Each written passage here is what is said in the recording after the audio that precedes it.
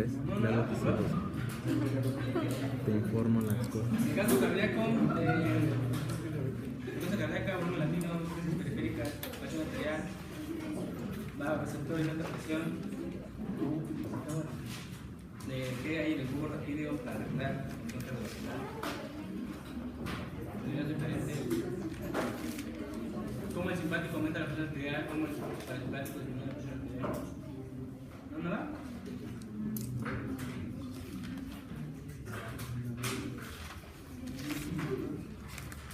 ¿No seguro? Yo tengo una duda. En la frecuencia cardíaca, cuando dice que la diástole dura el doble que la sístole, pero que cuando aumenta la Pero una frecuencia cardíaca por ahí de 70. Ajá. Pero cuando aumenta demasiado la frecuencia cardíaca, ¿puede llegar a reducir, llegar a ser menor la diástole que la sístole? Realmente alcanzan una relación 1 a 1, ya cuando uno ya está por O sea, es lo máximo, o sea, no pueden llegar a ser la diástole menor que la sístole. No sé si estoy reportado como tal, no te lo podría asegurar. Porque, o sea, ¿Sí lo mencionan? Porque sí lo busqué y todo, y sí decía que cuando aumentaba la frecuencia cardíaca disminuía el periodo de duración de la diástole, pero no que tanto, o sea, si al final quedamos en una relación 1 a 1 por más rápido que fuera la frecuencia, o si en algún momento disminuyera la diástole de la sístole. Yo he leído que alcanzan ya a una frecuencia muy alta una relación 1 a 1. Aunque, o sea, si te pones a pensar, como tal, esa relación no tiene tanto significado. O sea, más que nada lo que nos interesa es qué tanto se reduce la diástole como tal. Ya no es lo que relación tiene con la sístole. Pero al fin y al cabo el llenado depende del tiempo de relajación, que tan rápido se relaje el músculo. ¿Vale?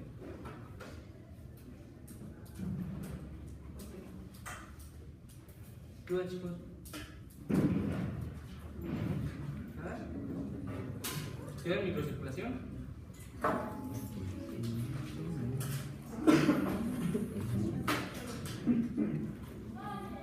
¿No? Sí se quedó para hoy, ¿no? Yo no sé si microcirculación.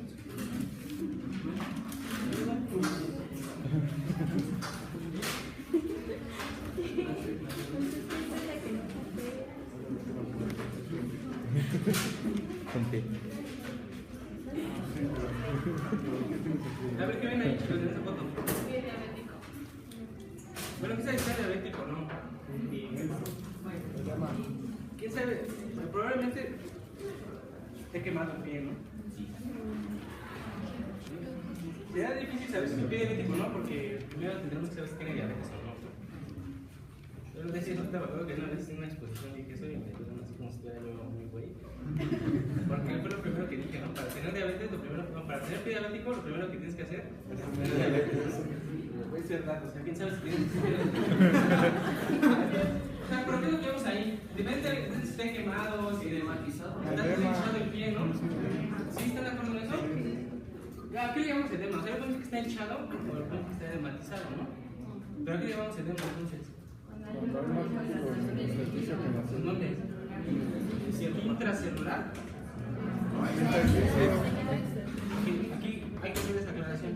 Cuando nosotros hablamos de edema y no decimos nada más, se sobreentiende que es acúmulo de líquido en el intersticio.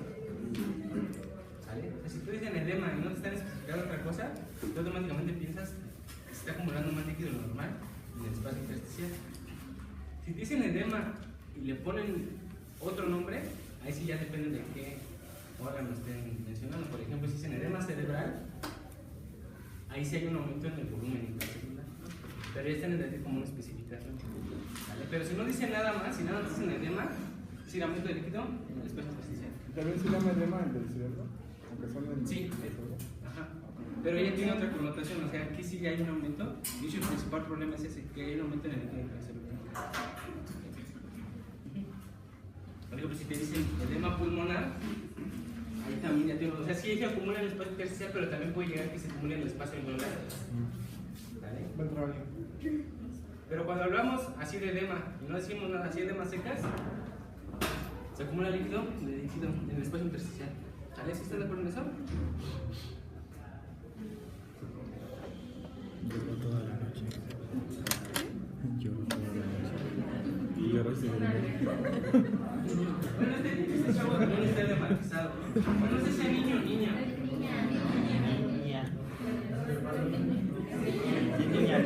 Bueno, será difícil de saberlo, ¿no? Pero sí que está todo hecho en la cara. Este tipo de edema, así como el edema de los párpados, es algo característico de enfermedades renales. Ah, de la nefropatía. Bueno, sí, nefropatía, ¿qué quiere decir enfermedad Ah, renal? es que los nefropatía. Síndrome nefrótico. Ah, sí, síndrome nefrótico. Es Sí, característica de esto es síndrome nefrótico. O sea, esto es síndrome nefrótico porque la imagen en la que bajé en internet decía ahí síndrome nefrótico. No podríamos saber nada más de verlo ese síndrome nefrótico. ¿Sale? Simplemente lo único que podemos decir es que está todo edmatizado de la cara. ¿Sale? Y es un edema que es característico, que el edema en los cuerpos es característico de una enfermedad renal. Ahora, ¿qué tipo de enfermedad renal? ¿Quién sabe? Un tipo de enfermedad renal en particular que te provoca edemas muy severos es lo que se conoce como síndrome nefrótico. ¿Sale? Ya después vamos a ver por qué se produce una edema de estas características. Órale. Es una masitis. Ajá. Una hernia umbilical. Sí, este es el que provoca por la citis, pero bueno, aquí lo que nos interesa es eso que se conoce como citis, que aquí le llamamos citis. En el espacio operador peritoneal. ¿Sí están de acuerdo en eso? ¿A qué tipo de personas les da esto? Cirrosis. Tiene cirrosis hepática, ¿no? Nada más los que tienen cirrosis hepática. No es característico de bueno, también abdomen agudo es un término muy ambiguo. Abdomen agudo, de hecho, lo único que te dicen es como que tiene un problema en el abdomen agudo, o sea, como muy rápido. Sí, es que sí, o sea, dicen abdomen agudo y no sabes, no estás diciendo nada. Es nada más que tiene un problema agudo del abdomen, ¿no? Lo más común, y bueno, lo más común también en México, porque hay mucho alcoholismo aquí, es la cirrosis hepática provocada por el alcohol. Y hay que recalcar que la cirrosis hepática no nada más te puede dar por alcohol, ¿no? ¿Cuál será otra causa muy común? Ok, sí, estoy de acuerdo. Ciertas enfermedades metabólicas te pueden provocar cirrosis, pero son muy raras. De hecho, son rarísimas. Va a ser muy raro que ustedes vean un paciente, por ejemplo, con galactosemia, a menos que se vaya a un hospital de tercer nivel y que vea ese tipo de patologías, como por ejemplo el subviral, que es de nutrición, y este tipo de enfermedades metabólicas. Pero ¿qué será más común también? Aparte de cirrosis, cirrosis es la más común, provocada por alcohol, ¿no? Pero ¿qué otra causa de cirrosis también es muy común? ¿Por infecciones? ¿Qué tipo de infección? Hepatitis. Sí, porque hepatitis es inflamación en el hígado, ¿no? Hepatitis viral, ¿sale? Y algo muy común de hepatitis C, una cirrosis. ¿Okay? Bueno, ahorita vamos a ver por qué la cirrosis provoca esa citis. Esa es trombosis.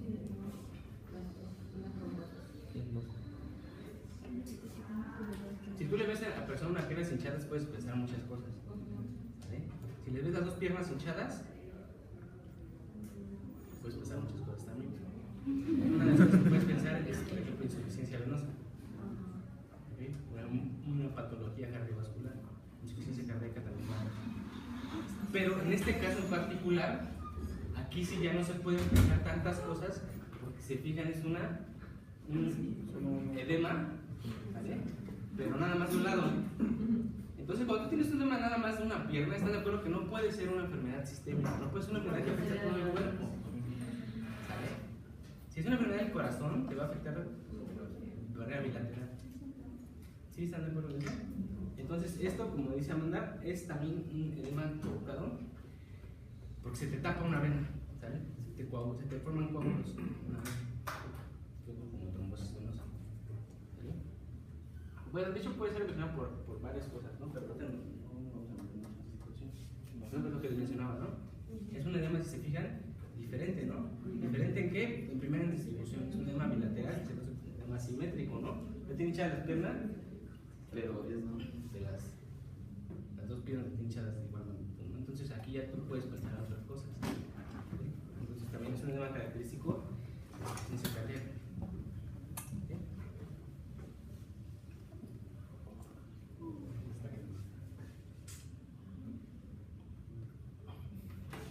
No sé qué dirá. A lo mejor voy a la bioquímica.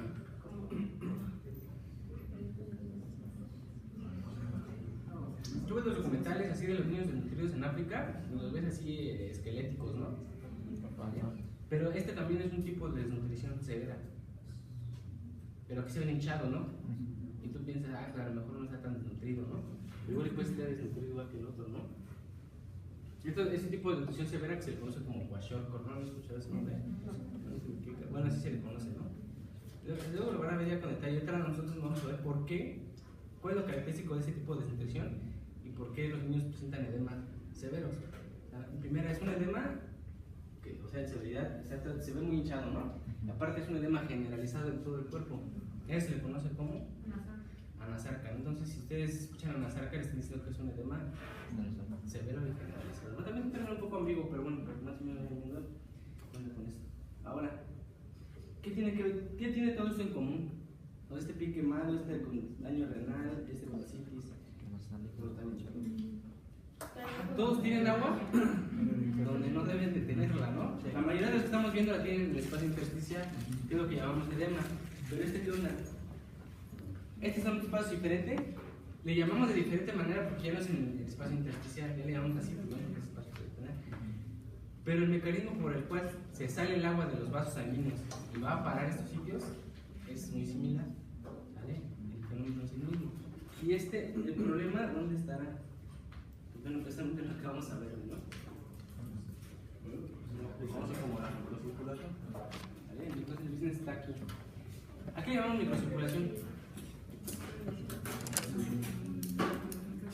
Era el intercambio sanguíneo a través de los capilares, pero también hay, bueno, la microcirculación aporta nutrientes, ¿no? Y Bueno, más que nada sería como su función, ¿sale?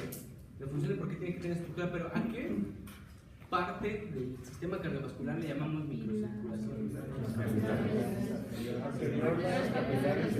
Ajá, las arterias más chiquitas, estas arteriolas, los capilares y las vénulas. ¿Sabes? Eso es lo que llamamos microcirculación. De hecho, nosotros habíamos estado analizando lo que pasa de las arteriolas para atrás, ¿no? ¿Qué características tienen las arterias? ¿Cómo se modifica la presión arterial? ¿Cómo modificas el tono del músculo de las arteriolas? Ahora lo que vamos a analizar es qué es lo que ocurre de las arteriolas para adelante. Bueno, y en este caso, de acá. ¿Ustedes han escuchado lo que llaman capilar arterial y capilar venoso? ¿Todavía siguen manejando así en sus clases de histología o ya no dicen capilares? Sí, ¿no? Porque luego así se manejaba, pero llevaba cierta confusión, porque para ser capilar, ¿qué es lo que tiene que tener? ¿O qué es lo que no tiene que tener? Para ser capilar tiene que haber intercambio de... Más que lo que tenga que pasar, anatómico o histológicamente, ¿cómo identificas un capilar? Es una sola capa de endotelio en la lámina basal.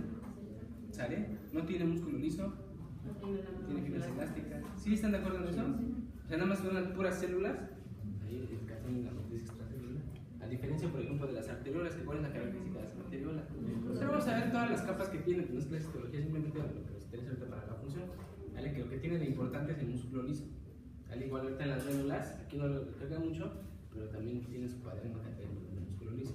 Eso le confiere la capacidad de modificar su diámetro. ¿Vale? Y si vemos que si puede modificar su diámetro, con pequeños cambios del diámetro va a tener una importante reproducción en primero en la resistencia de ese vaso y por lo tanto, en consecuencia, en el flujo de sangre a través de ese vaso. Sí, están de acuerdo en eso. Entonces, cuando nosotros hablamos de microcirculación, ustedes automáticamente piensan en esta imagen. ¿Vale? Arteriolas, capilares, vénulas. Y por aquí meten algo que se llama metarteriola, no sé si alcanzan a ver. ¿Vale? Esta metarteriola se nota como que es un cortocircuito entre la arteriola y la vénula sin pasar por el capilar. Ahí se ve en el dibujito muy claro, ¿no? Y si se fijan, tenemos estas capitas que están así como rodeando al vaso sanguíneo, pretende representar el músculo liso, ¿no? Sí, lo alcanzan a ver. ¿Se fijan? Hacen una separación importante aquí. Te ponen músculo liso en las arteriolas y te mencionan algo importante que es el esfínter capilar. ¿Vale? La diferencia, más que ser una diferencia en que sean músculo liso diferente, que se vea diferente o que se encuentren en lugares diferentes, la principal diferencia es que ese músculo liso responde a estímulos diferentes. ¿Vale? Yo les dejé investigar cómo el sistema nervioso autónomo modifica el tono de músculo liso en estos vasos pequeños. Y también les enseñé que hay factores locales que pueden modificar el tono del músculo liso. ¿Vale? Entonces, el sistema nervioso autónomo principalmente va a modificar el tono arteriolas. Y los factores locales modifican principalmente el tono del músculo liso con los esfínteres precapilar. O sea, el músculo liso sigue siendo el músculo liso, o sea, es el mismo músculo liso, solo que digamos que responde preferentemente a estímulos diferentes y por lo tanto tiene una función diferente. ¿Okay? Vimos que el tono del músculo liso va a determinar, es un principal determinante de la presión arterial. ¿Vale? El esfínter precapilar, ¿qué es lo que determina el flujo de sangre hacia los capilares? ¿Sí están de acuerdo en esa situación? Sí, yo creo que sí. Bueno, ahora, antes de pasar a esto, nada más vamos así de manera rápida. Dentro de estos capilares, nosotros en los capilares dijimos que es nada más puro endotelio. ¿Sale? Ahí con un tipo de aminoácido. Hay una división un tanto arbitraria de las características del capilar dependiendo de su permeabilidad. O sea, tú puedes separar a diferentes capilares en diferentes tejidos, depende de qué tan permeables sean. ¿Vale?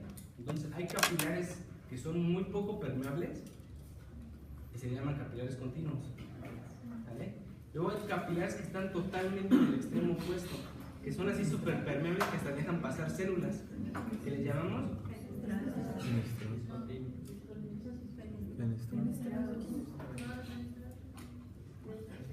Iniciamos en esto. ¿Checas en el reflejo? Digo, esto es una diferencia un tanto artificial. Y más que nada es una cuestión para que, descriptiva y didáctica, o sea, para que se entienda cómo la estructura de las células, cómo se organizan entre ellas, modifica de manera importante la permeabilidad del capilar. ¿Vale? Pero ojo aquí, ya no estamos hablando de permeabilidad o de resistencia como para que fluya la sangre por ahí, sino estamos hablando de permeabilidad para que lo que esté adentro se pueda salir, para lo que esté afuera se pueda meter. Ahora estamos diciendo a través de la pared de ese capilar, y la pared del capilar prácticamente son las puras células endoteliales. ¿Vale? Entonces, tenemos capilares que su permeabilidad es muy baja, esos son permeables, ¿vale? Pero su permeabilidad es muy baja, se le conoce como capilares continuos. ¿Vale? Del otro extremo, ¿qué onda? Tenemos a esto, o que le conocen como, se puede ver si eran continuos, pues estos no son continuos, ¿no? O se le conoce así como más comúnmente como sinusoides. ¿Cómo en qué órganos tenemos sinusoides de manera? En el hígado, en el riñón. No tanto en el riñón. ¿En el vaso? En el vaso, es cuando los característicos donde hay este tipo de capilares que hasta dejan pasar células. El cuerpo tiene sinusoides tan grandes que dejan pasar células. ¿Sale? Y entre los dos, ¿qué onda?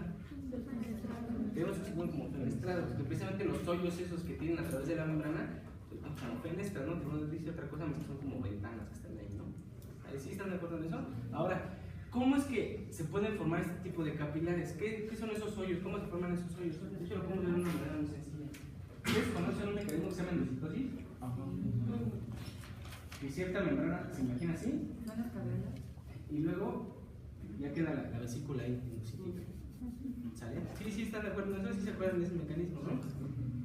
Imagínense que se imagina la membrana por aquí, se imagina la membrana también por acá, y tenemos vesículas aquí endocíticas. Ahora imagínense que todo eso se fusiona, ¿qué te va a quedar? Te va a quedar ahí una fenestra. ¿Sabes? Es un mecanismo similar, solo que como de endocitosis, pero como más aumentado, que ya permite el paso totalmente a través de la membrana. ¿Sale? Entonces, mientras más de este tipo de procesos se lleven a cabo, pues más permeable va a ser el capilar. Ahora, más que una cuestión histológica, aquí lo que nos interesa es cuál será la función de cada uno de estos capilares. ¿Por qué en algunos órganos es importante que haya capilares muy poco permeables? Porque en algunos órganos es importante que haya capilares muy permeables. De lo que requiera que pase. Sí, del intercambio de algo entre lo que está entre el espacio capilar, como intravascular dentro del vaso, y afuera, ¿no? En el intersticio. ¿En qué situaciones se necesitará que haya muy poco intercambio de sustancias dentro y fuera del capilar? Si lo quieren ver de una manera exagerada, que se mantenga aislado el espacio intravascular del extravascular, que no haya contacto directo. Un claro ejemplo sería la barrera cefálica, ¿no? De hecho, hay diferentes, dentro de estas barreras que estamos hablando vasculares, tenemos diferentes barreras en el organismo. De hecho, como la más común es la barrera hematoencefálica, ¿no? Que ahí no nada más, o sea, sí tenemos capilares continuos, ¿vale? Las uniones entre las células endoteliales son muy fuertes. ¿Se acuerdan de esas uniones entre células que vimos en histología? De los ribosomas, las zonas fluyentes, toda esa onda. Bueno, estas tienen uniones muy fuertes y además estas barreras, digamos, que están como reforzadas por otro tipo de células, que en el caso del cerebro están los astrocitos. ¿Vale? Pero bueno, vamos a quedarnos con la pura unión de los capilares. ¿Por qué es importante que en el cerebro esté aislado, esté separado el líquido intravascular del extravascular? Puede ser por ejemplo de TH. Ok, sí, de hecho, o sea, es tan poco permeable que, así como si fuera una membrana celular, los iones es muy difícil que pasen, se intercambian fácilmente de un lado a otro. ¿Sale? Por ejemplo, bueno, aquí, porque se necesita que haya un ambiente, digamos, unas concentraciones de solutos y de iones en el líquido extracelular muy constante. Porque se acuerdan que las concentraciones iónicas, si tú las varías, vas a modificar el voltaje de la membrana. Y prácticamente la función de las neuronas, pues es ese, ¿no? Mantener un voltaje y modificar ese voltaje. ¿Ok? Entonces, una función importante es separar los solutos, los iones, del líquido intravascular. Uno muy importante, el potasio. ¿Recuerdan qué pasa si aumentas el potasio en el líquido extracelular? Bueno, sí, hace más positivo el voltaje de la membrana, ¿no? Puede ser una función importante también del pH. ¿Okay? Y se acuerdan que también las neuronas son muy lábiles a cambios osmóticos. ¿Sale? O sea, por pequeños aumentos en la osmolaridad del líquido extracelular, ¿vale? ¿Qué se produce el volumen de las células? Si aumentas la osmolaridad del líquido extracelular. Se hace más grande o se hace más chicas.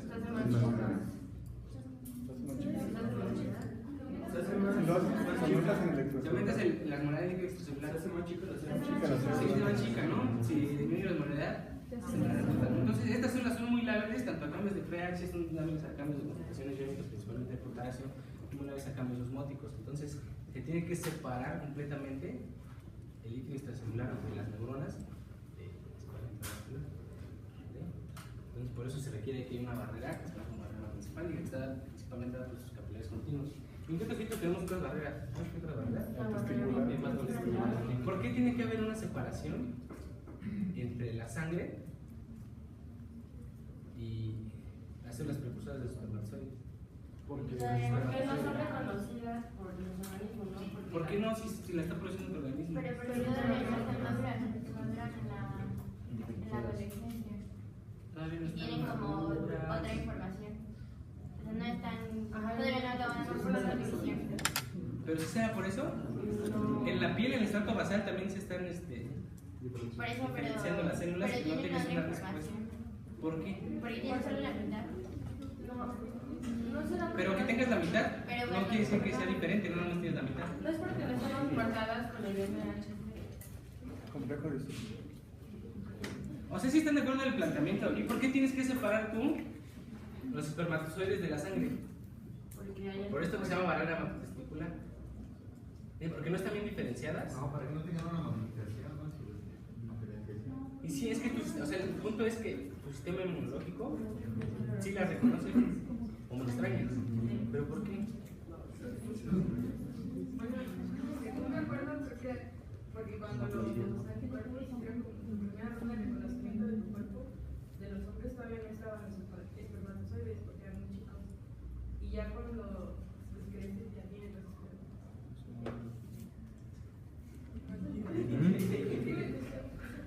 Podría ser una explicación un tanto extraña, pero al fin y al cabo tienen las células, digamos, progenitoras, ¿no? Desde que están en la embrión. ¿Se acuerdan cuando está produciendo este proceso que se conoce como espermatogénesis? Hay una fase de la meiosis en donde se da un fenómeno que se llama como crossing over. ¿Qué pasa ahí? intercambian una parte de los cromosomas. Imagínense que tú tienes cromosomas aquí. ¿Y qué es lo que pasa? ¿A qué se refiere esto de crossing over? Material genético. Imagínense esto. ¿No hacen cachitos? Lo revuelven así como el dominó y lo vuelven a pegar todo. O sea, la misma información genética pero ordenada de manera diferente. Aquí es especialmente lo que le da la variabilidad genética a la especie, ¿no? Esto es el crossing over. Entonces, después de que se hace el crossing over, ya la información que tienen esas células es diferente a las que tienen las demás partes del cuerpo. ¿Vale? Entonces, si existiera un contacto directo de estas células con células del sistema inmunitario, sí las van a reconocer como extrañas. Entonces va a producirse una respuesta inflamatoria, una respuesta inmune contra esa célula.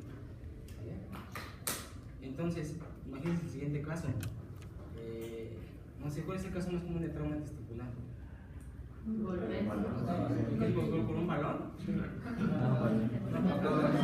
Imagínate que te da una patada en un testículo, ¿no? Te da una patada en un testículo y te lo machacan así, ¿no? Y tú como eres muy optimista, dices, bueno, no hay todos, o sea,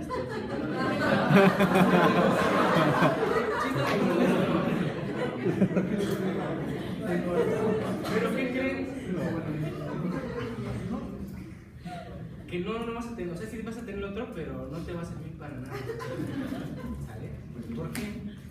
Porque entraría en contacto con la sangre. Porque se está rompiendo esa barrera hematotesticular, se va a reconocer estas células como extrañas y el sistema inmunitario va a atacar a las células del propio testículo. Por eso cuando se extirpa quirúrgicamente un testículo se tiene que hacer muy cuidadosamente. De hecho, en histología nosotros vimos que la parotiditis, la bacteria, bueno, la gente patógena que causa la parotiditis, que causa por eso la toxina degrada la barrera Sí, hematotesticular. tiene mucho sentido, ¿no? Sí, tiene razón eso. ¿Y qué otra barrera hay? La hematotímica, ¿no? Se da una reorganización de la información genética de manera similar para que haya variabilidad en los receptores de las células T. ¿Vale? La hematoplacentaria, la información genética del chavo no es la misma. ¿Sí están de acuerdo en eso? Tiene la información genética de otro. Ah, bueno, aquí ya es diferente. Aquí ya es diferente. Sí le da el nombre de barrera, pero ya no con el mismo significado. Sí van a encontrar los libros barrera alveolar, barrera alveolo capilar, pero ya no son barreras de ese tipo. No, ya es por... Ya, o sea, sí son barreras, pero en un sentido diferente, pero no aplican para estas. O sea, no aplican, digamos, como para aislar un sitio. Bueno, ¿para qué estamos hablando de esto? Simplemente porque son funciones de capilares continuos. ¿Vale? ¿Qué onda con esto de acá? Que sí tiene que haber un recambio importante entre lo que hay adentro y afuera del capilar. ¿Vale? Y les digo, son tan grandes de estos hoyos que hasta pueden pasar células. ¿Vale? Por ejemplo, los eritrocitos. Donde hay una cantidad importante de destrucción de eritrocitos pues, en el vaso, ¿no? También tiene que haber un recambio importante entre todo lo que viene viajando por los capilares para que se metabolicen en el hígado. Uno de los principales sitios donde se encuentran sinusoides. Y bueno, esto de las fenestras. Digo, esta es una división un tanto arbitraria. Tenemos los extremos y dentro de esos dos extremos tenemos una gran variabilidad de permeabilidad en los capilares, que lo representa como un capilar fenestrado. Puedo decir que hay capilares más fenestrados que otros, hay capilares menos fenestrados que otros. Sí, sí están de acuerdo en eso. Entonces es una división un tanto artificial. Pero bueno, ¿dónde se encuentra el capilar fenestrado? ¿Cuál es lo característico? Simplemente lo vamos a ver con un riñón. El capilar glomerular es este tipo. O sea, sí requiere que sea permeable, pero no tanto. O sea, sí tiene que dejar pasar unas cosas, pero no otras. Ahí podemos ver cómo se da esa permeabilidad cuando vemos glomérulo. Tal vez la capilar, ¿cuál sería? Es lo que les decía. Se refiere, la barrera alveolo capilar es todo lo que está entre el alveolo y el del capilar.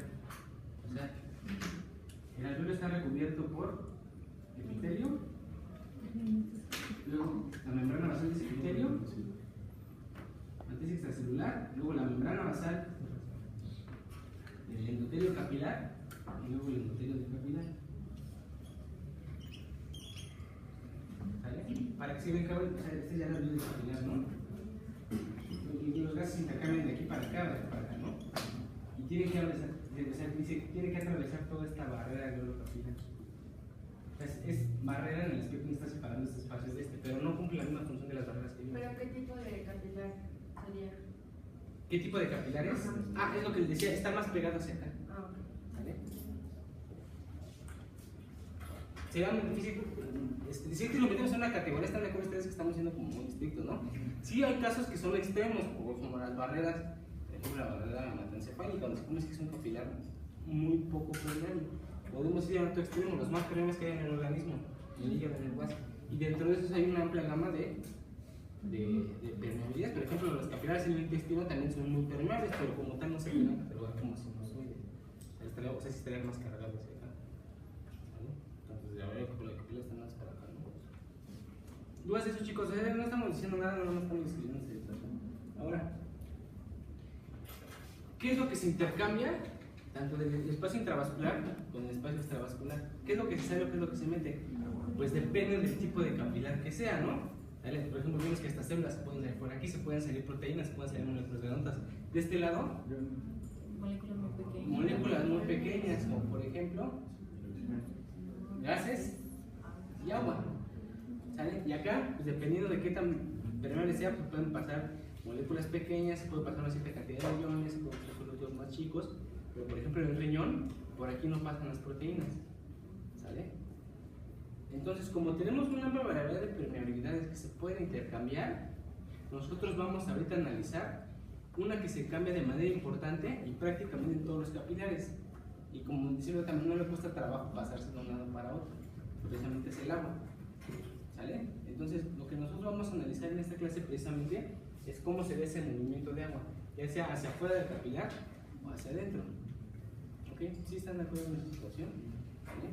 Entonces, les dije que investigar algo que se conoce como fuerzas de Starling, ¿no? ¿Sí lo investigaron? Sí, se los de tarea, ¿no? Están preguntando si acá Starling o Starling. No, Starling.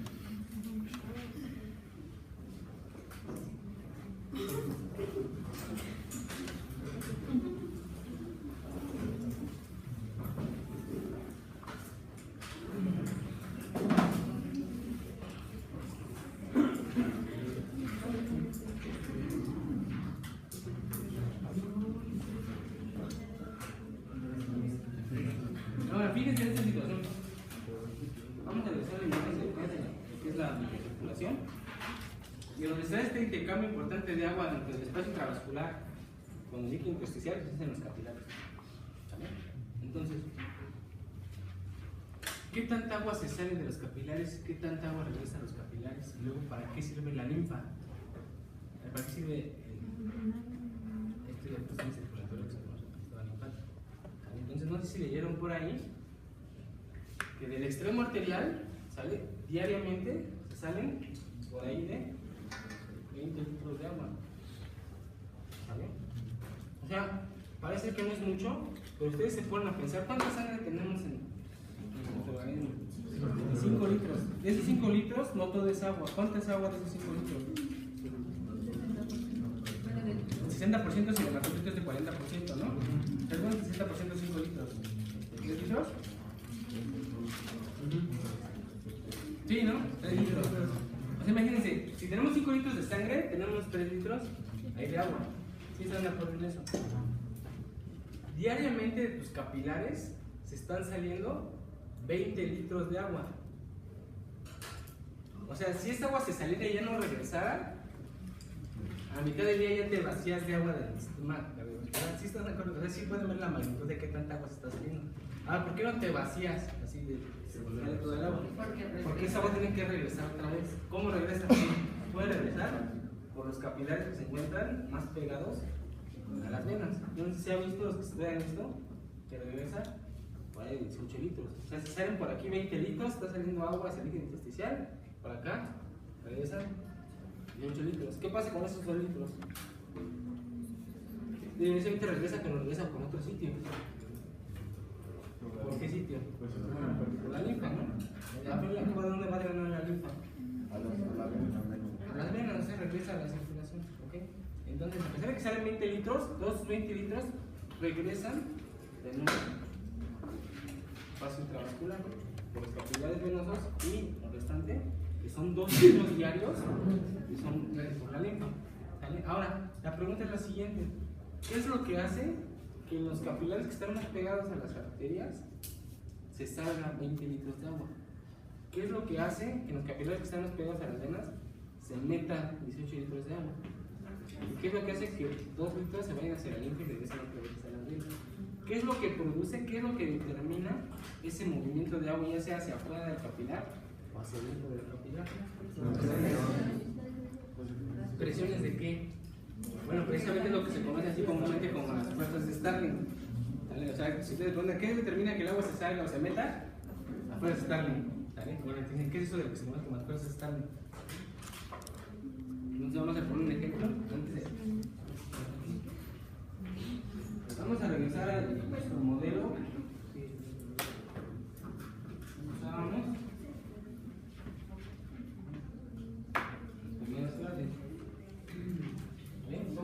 Tengo un espacio A, tengo un espacio B, separado por una membrana. ¿Sí están de acuerdo con eso? ¿Vale? Ahora, esa membrana solo me va a dejar pasar al agua. ¿Sí están de acuerdo con eso? No me va a dejar pasar a los solutos que yo le ponga ahí. ¿Okay? Entonces, tenemos los dos martinitos al mismo nivel. ¿Vale? Lo que voy a hacer es lo siguiente: en el espacio A le voy a agregar solutos. ¿Qué va a ocurrir? Parte de las primeras clases que vimos, ¿no? Okay. Va a haber un flujo neto de agua que se conoce como ósmosis de agua. ¿Sí están de acuerdo que eso va a ocurrir? Sí. Entonces se va a producir un desnivel, ¿no? ¿Cómo se va a producir un desnivel? Ahí está. ¿Sí están de acuerdo en eso? Yo quiero revertir ese desnivel. ¿Qué puedo hacer? Entonces, puedo solucionarlo de dos maneras, ¿no? ¿Cuáles son esas dos maneras? Bueno, eso ya será difícil quitarlo, vamos a omitir ese paso. Otras dos maneras de que esto vuelva a regresar a como estaba. Si yo le agrego el mismo número de solutos a este lado, ¿qué onda? ¿Qué va a pasar? Entonces, tiene un número de solutos, entonces después de un rato se vuelven a igualar las concentraciones. ¿Sí están de acuerdo en eso? Esa sería una manera. ¿Cuál es otra manera de hacerlo? Presión. Aumento la presión. ¿Cuál sería otra manera de revertir esto? De lado. Agarras un émbolo y de este lado, ¿qué haces? Agarras un émbolo y aplicas una fuerza por aquí. ¿Vale? ¿Qué tanta? Pues la suficiente para que tú niveles esto otra vez. ¿Sí están de acuerdo en eso? Sí. Ahora, ¿de qué va a depender qué tanta fuerza tienes que aplicar tú aquí? De qué tantos solutos hay en este sitio. Si yo le agrego más solutos, y quito este, el desnivel se va a hacer más grande, ¿no? Sí, ¿están de acuerdo en eso? Sí. El desnivel se hace más grande, entonces la fuerza que yo tengo que aplicar aquí es mayor. ¿Sí están de acuerdo en eso? Ahora, de pura mala onda, yo ya regresé esto a como lo tenía, pero a expensas de qué? De aplicar una presión, ¿no? ¿Sí están de acuerdo en eso?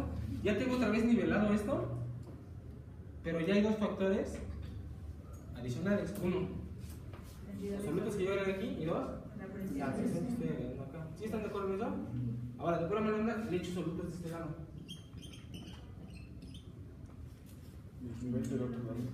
¿Qué va a ocurrir? Ahora se va a producir un desnivel hacia el otro lado. ¿Sí están de acuerdo en eso? Sí, o no. ¿Qué tengo que hacer para que ese desnivel regrese otra vez? Ahora tengo una presión. ¿Sí están de acuerdo en eso? Ahora, yo les pregunto, ¿cuál de estos cuatro factores? Tenemos cuatro, ¿no? El soluto aquí, el soluto acá, la presión aquí y la presión acá. ¿Cuál de estos cuatro hace que el agua, que se produzca un flujo neto de agua de A hacia B? La presión. ¿Qué es lo que hizo que se produjera un flujo neto de agua de A hacia B? ¿La presión aquí? No, el aumento del soluto aquí. Entonces, cuando yo solutos acá, se produce un desnivel acá. Entonces, los solutos que hay en ¿sale? Y la presión que se aplica acá, ¿no? La presión que yo aplicaba acá que me producía un flujo neto de agua acá. Ahora, ¿qué es lo que me produce un flujo neto de agua de B hacia A? Los solutos que están en A y la presión que yo pongo aquí en B. ¿Sí están de acuerdo en eso? ¿Es seguro que sí? Ahora, fíjense lo que voy a hacer. Yo quiero saber, voy a poner un modelo matemático así muy simple para saber hacia dónde se va a mover el agua, hacia dónde se va a producir ese nivel. Si de A hacia B, o de B hacia A, y yo lo voy a poner aquí como flujo de agua. ¿Vale? ¿Sí están de acuerdo? Ahora, yo puedo darle el sentido que yo quiera porque es un experimento, ¿no? Con más, voy a poner los factores que me produzcan un flujo neto de agua hacia B. ¿Me van a preguntar? Con menos, voy a producir, voy a ponerlos con el flujo neto de agua. ¿Sí eso? Vamos a poner ¿cómo me va a quedar mi modelo allá?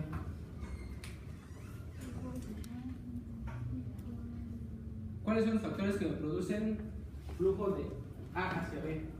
Tengo que poner con más, ¿no? La concentración de solutos, ¿dónde? La concentración de solutos en B y la presión de La concentración aquí y la fuerza acá. Mientras más solutos tenga acá, se produce un flujo hacia acá, de A hacia B. Mientras más presión yo aplique acá, más flujo de A hacia B. ¿Sí están de acuerdo con eso? Entonces yo le pongo más presión. Como es una presión que está aquí en. Esta es agua, le voy a llamar presión. ¿En dónde? ¿En A? ¿Sí? ¿Más? ¿La concentración de solutos en qué? ¿Menos qué? la concentración de solutos. La que produzcan para acá, ¿no? La concentración de solutos en A y la presión.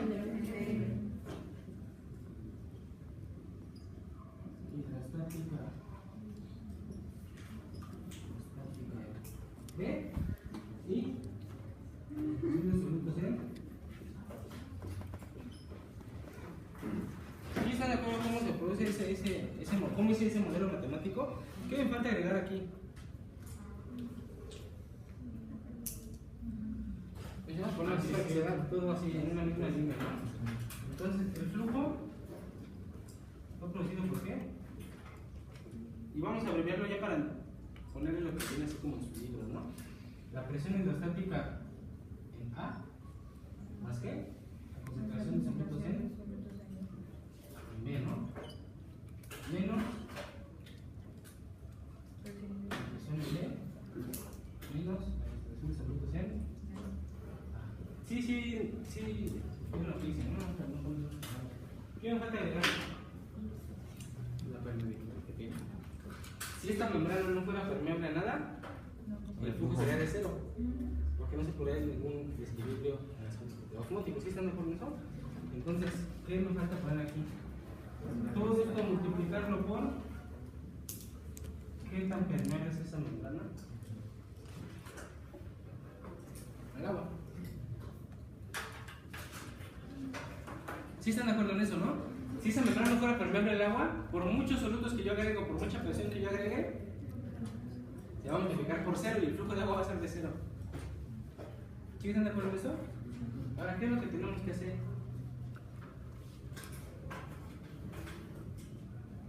¿Esto para qué me sirve? Ya me voy a hacer lo siguiente.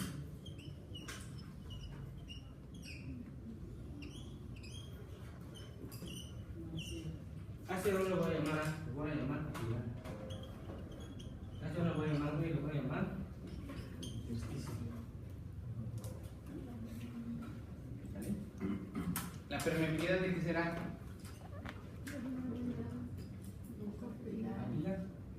La presión de nada ya no se llama, se llama. ¿Vale? Este no se llama, ¿ves? Se llama. Este no se llama, ¿ves? Se llama. Este no se llama, se llama. ¿Vale?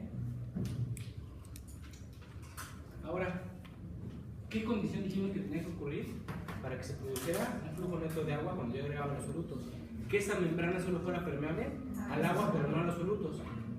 En los capilares vimos, bueno, también depende de su permeabilidad, pero así lo vamos a ver de manera general, que los capilares sí dejan pasar solutos. Entonces, ¿qué solutos, qué concentración de solutos son los que me tienen que interesar? los que no sean permeables, los que no puedan pasar a través de esa membrana. ¿Sí estás de acuerdo? A través de, en este caso, de la pared del capilar. ¿Ok? ¿Cuáles son los solutos que no pueden atravesar la pared del capilar? Las proteínas. Entonces, ¿qué solutos son los que van a interesar aquí? Las proteínas. Proteínas. ¿Por qué las proteínas, por ejemplo? ¿Por qué no pongo el sodio? Porque el sodio sí puede atravesar por difusión y no me va a crear un proceso osmótico. ¿Sí están de acuerdo? ¿Por qué no agrego el sodio? ¿Por qué no agrego la glucosa? ¿Por qué no agrego la? Solo tengo que agregar solutos que no atraviesen esta membrana para que precisamente se produzca ese proceso de ósmosis. En el caso de la pared del capilar, ¿cuál es el que no puede pasar? Las proteínas. ¿Vale? Y entonces, ya nada más para acabar de hacer esto. Esos solutos vimos que le producen un proceso de ósmosis. ¿Vale? Pero como aquí los únicos solutos que le están produciendo este proceso de ósmosis son las proteínas, las que se dedican a esto le pusieron. Seguro viene así como un pi, ¿no? ¿Sí también lo ponen como un pi? Que este pi se pide.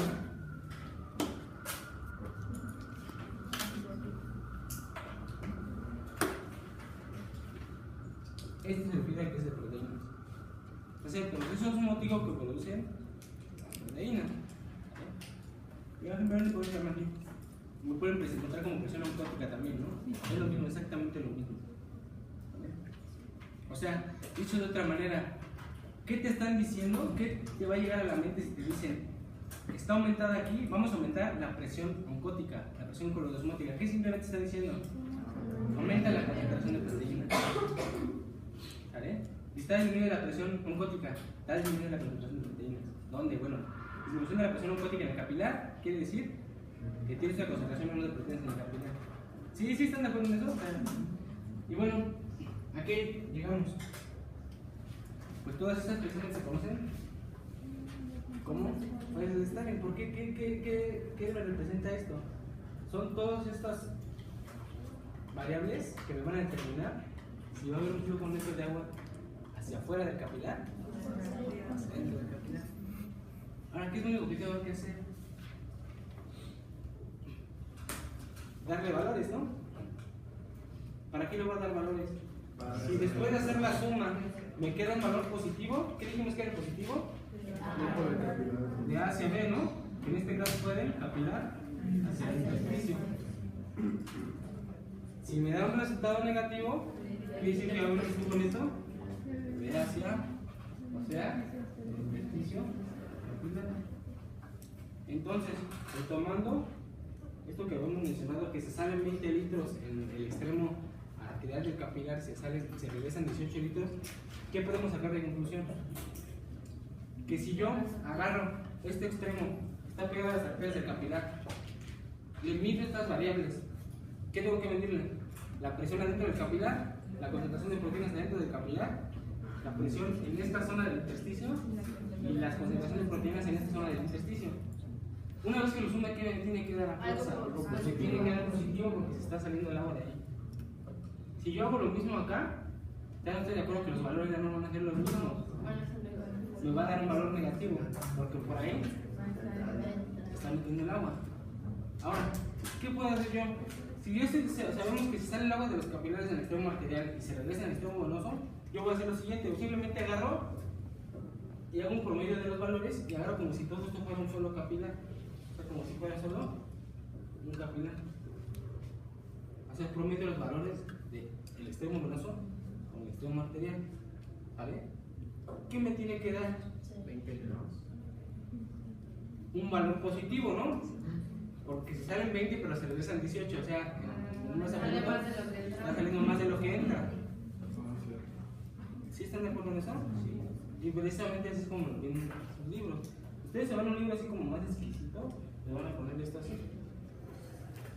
Y les ponen las presiones en el capilar que está más pegado hacia la arteriola, en el capilar está más pegado. ¿Sí ya alcanzan a ver? Es extremo arterial, extremo arteriolar, extremo regular, ¿no?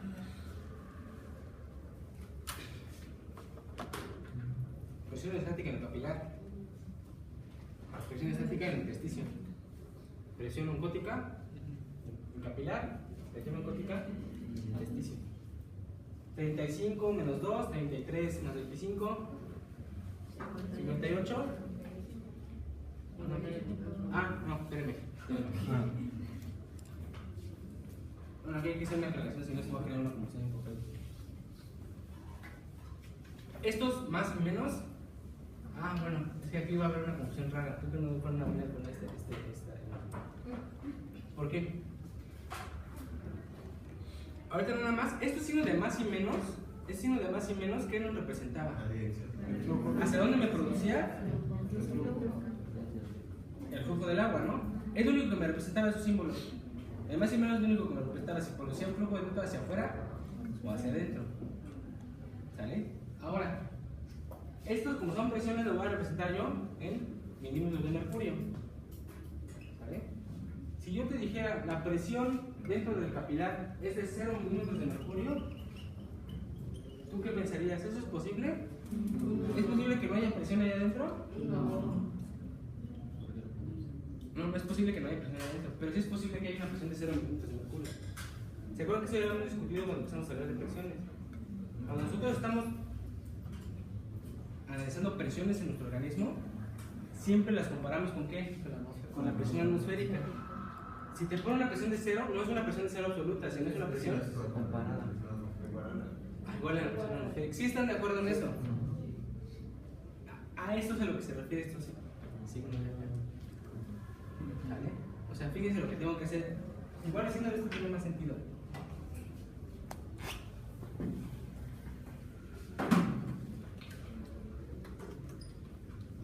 Velocidad del capilar, ¿no? ¿Cuál es la presión en el capilar, en el extremo arteriolar?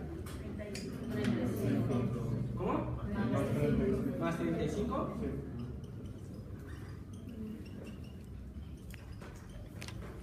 ¿Esta cuál es? La presión oncótica en el intersticio, ¿no?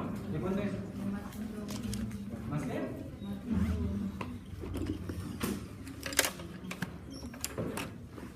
¿Cuál es la presión hidrostática en el intersticio?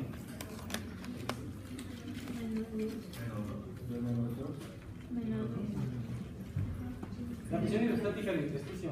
¿Menos 2?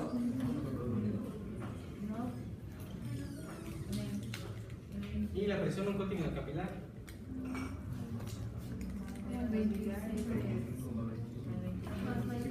Más 25, ¿no?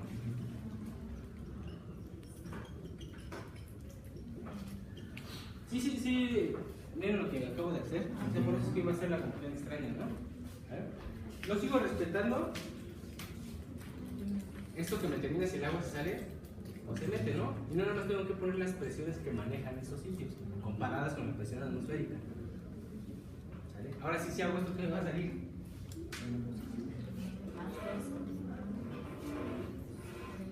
Más 35 más 0.1, nos queda 35, ¿no? Casi, ¿no? Es como si fuera de 0, ¿no?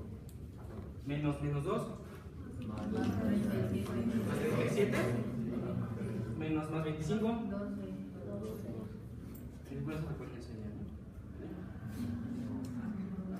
O sea, seguimos nosotros respetando nuestro modelo.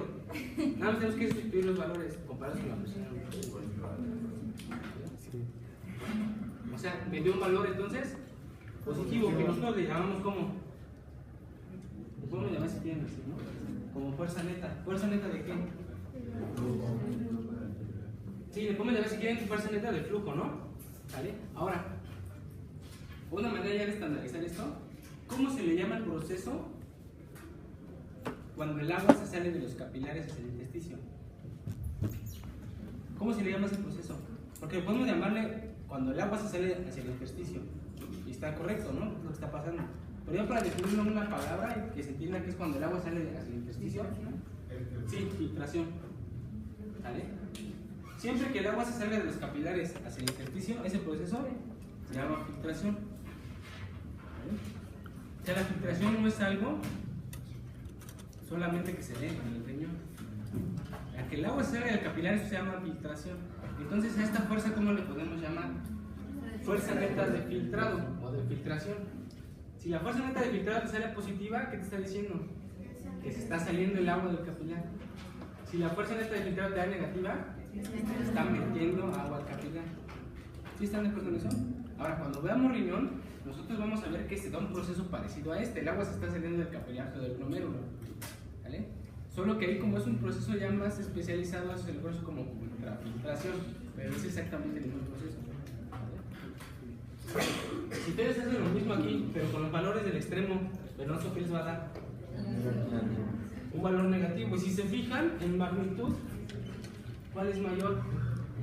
La fuerza neta con la que se sale el agua de los capilares, que precisamente es lo que determina que se salgan 20 litros al día.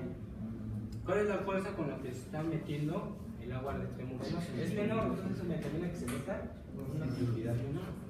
Y esos 2 litros que quedan ahí bailando tienen que regresar otra vez a la circulación, pero ahí ya regresan por otro sitio, por la línea. ¿Están de acuerdo en eso? En las venas eso depende de la presión en el intersticio o de la concentración con la osmótica. ¿Cómo, perdón? Que regrese menos depende de la presión en el intersticio o del... Ah, es lo que tenemos que analizar ahorita. ¿Cuál de estos es el que varía más, chicos?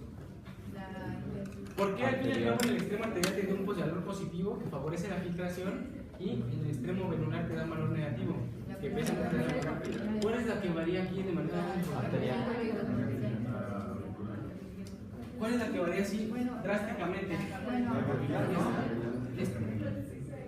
¿Vale? O sea, esta es la que está determinando que este sea positivo y que este sea negativo. La presión hidrostática en el extremo arterial es mucho más grande que la presión hidrostática en el extremo venular. ¿Vale? ¿Cómo pueden ustedes explicar eso? Bueno, en primera podemos nosotros tomar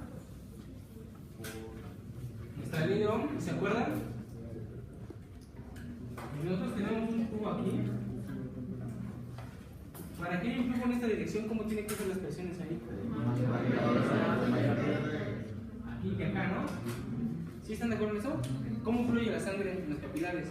De las arterias a las venas, ¿dónde tiene que ser mayor la presión? Están pensando por ahí, ¿no? La presión va a ser mayor en el extremo arterial que en el venoso. Ahora, en el extremo arterial se está saliendo el agua, ¿no? A medida que se va vaciando este capilar, pues la presión adentro va disminuyendo porque se está saliendo el contenido. ¿Vale? Es como las dos cosas que determinan que la presión hidrostática que favorece el filtrado sea mayor en el extremo arterial. Que la presión hidrostática que impide, que aquí es como es más baja, le da un valor negativo, es menor en el extremo venular. ¿Sí, sí están de acuerdo en eso? ¿Dudas hasta aquí, chicos? Ahora, esto de acá, ¿qué es la permeabilidad capilar? Va a depender ya del tipo de capilar que estés utilizando. ¿Dónde se darán flujos de agua más grandes? En los sinusoides, ¿no? En capilares estarán muy grandes. Aunque las presiones de filtrado sean las mismas, se van a multiplicar por un número más alto. ¿Dónde se da una presión menor? En las barreras. Las continuas, ¿no? ¿Sale? Se van a multiplicar por un número más pequeño. ¿Sí están de acuerdo en eso? Ahora, nada más para aterrizar esta idea ya a casos de la vida real. ¿Qué está ocasionando el edema? ¿Qué es lo que hace que se te inicie? Aumenta las presiones. ¿Nada más puedes inflamatorios? Aumenta la presión capilar, hidrostática capilar. Fíjense, les voy a decir qué es lo que pasa para que se te hinche alguna parte del cuerpo, para que te produzca edema. O una de dos. O que aumenten las fuerzas que hacen que el agua se salga, o que disminuyan las fuerzas que hacen que el agua se meta. ¿Sí están de acuerdo en esto, no? Si yo aumento la presión hidrostática en el capilar, ¿esta qué está favoreciendo? Se va a salir más agua, entonces se va a favorecer la formación de edema. Si yo aumento la presión coloidosmótica en el intersticio, ¿esta cuál favorece? La salida de agua, va a favorecer el edema. ¿Sí están de acuerdo en eso? Si yo disminuyo la presión coloidosmótica en el capilar, también va a salir. No va a permitir que entre. ¿Esta qué hacía normalmente? Impedir la filtración. Si yo la disminuyo, se va a favorecer la formación de edema. Entonces ustedes teóricamente aunque sea de una manera muy simple, pueden explicar la formación del edema con esto. ¿Vale? Y también, ¿qué otra cosa estamos pasando por esto? Que también se puede modificar esta de acá. Aunque las presiones no se modifiquen, si tú aumentas la permeabilidad del capilar en un tejido, el flujo va a ser mayor. Y ya vimos que en los capilares el agua tiende a salirse, ¿no? ¿Sí están de acuerdo con eso? A ver, entonces, explíquenme. Este de aquí. Por ejemplo, si tenemos mayor concentración de sodio en el espacio intersticial, eso no también favorecería un edema, porque lo que yo tenía entendido es que como en el riñón también el sodio puede llegar a jalar agua.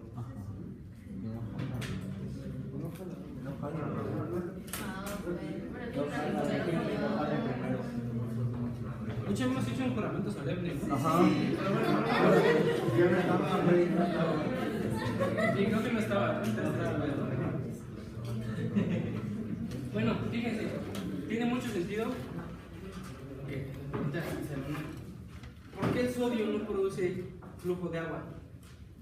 Si a mí en las primeras clases de física me enseñaron que era el principal determinante de la osmolaridad, y que si yo modifico la concentración de sodio extracelular, se va a salir agua de la célula. Si yo disminuyo la concentración de sodio extracelular, se va a meter agua de la célula. ¿Por qué no pasa aquí? ¿Por qué no lo tomo en cuenta? Porque el sodio, ¿qué es lo que hacía que el sodio, cuando tú modificas las concentraciones de sodio, se modificara el volumen celular? Tú tienes ahí una neurona, tienes una concentración de sodio adentro. Bueno, vamos a poner la osmolaridad, ¿no? Para que quede claro que es igual, ¿no? 300 milimoles, ¿no? ¿Qué pasa si tú aumentas la concentración de sodio afuera? La osmolaridad, ¿qué va a pasar? Va a aumentar, ¿no? 310. ¿Bien? ¿Qué es lo que va a ocurrir? Lo que va a pasar a se va a coger, ¿no? Todo lo contrario, si tú disminuyes esto, a ver. ¿Por qué ocurre eso? Porque esta membrana es muy poco permeable al sodio. ¿Sí están de acuerdo con eso? Si fuera permeable al sodio, yo te puedo decir que esto no pasaría. ¿Por qué? Yo aumento las concentraciones de sodio afuera y por difusión se igualan las concentraciones y ya no genera ese proceso osmótico. ¿Vale? Aquí, ¿cuál es la diferencia? Esta, digamos, si quieren llamar es como barrera capilar, sí deja pasar al sodio. Nada más tenemos que tomar en cuenta que son los dos. Los que no pueden pasar y que sí me van a generar un efecto osmótico. ¿Qué cuál es? ¿Sí están de acuerdo en eso? A eso se le llama, si quieren llamarlo como una cuestión ya más técnica, que a lo mejor voy a tener su libro, llama el coeficiente de reflexión. Bueno, no vamos a meter en esto. Pero todo lo que acabamos de explicar se puede explicar más fácilmente con decir que el coeficiente de reflexión de las proteínas se acerca más a 1, el coeficiente de reflexión de sodio se acerca más al 0. Pero bueno, eso ya es otra cosa, ¿no? ¿Vale? Que no importa, ustedes no van a hacer cálculos al respecto, ¿no? No necesitan saber los números, sino necesitan saber por qué es eso, ¿no? Y a lo mejor con esta explicación ustedes ya se van a buscar en su libro que es el coeficiente de reflexión, que ya tenga mucho tiempo, ¿no?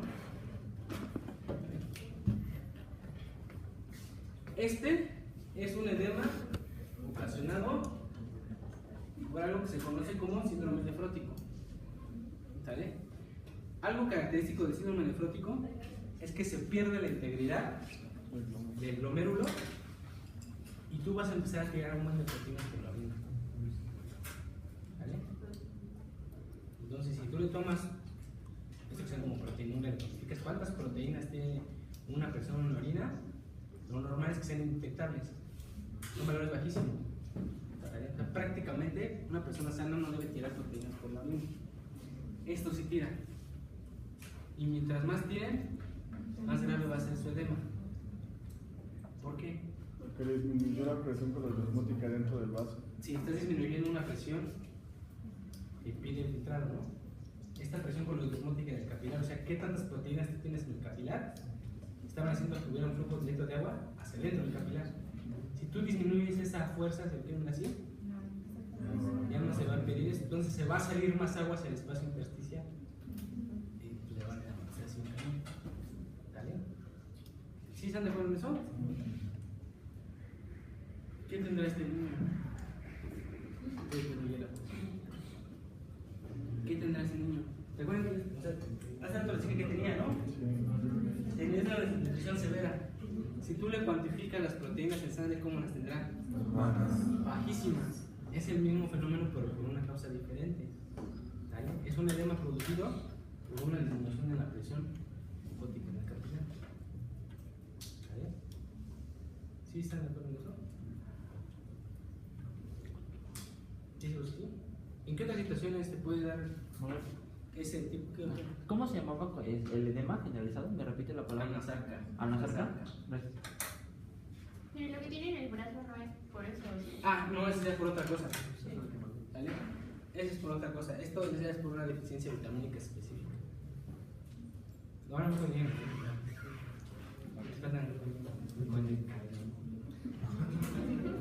Sí, todavía. Luego es raro.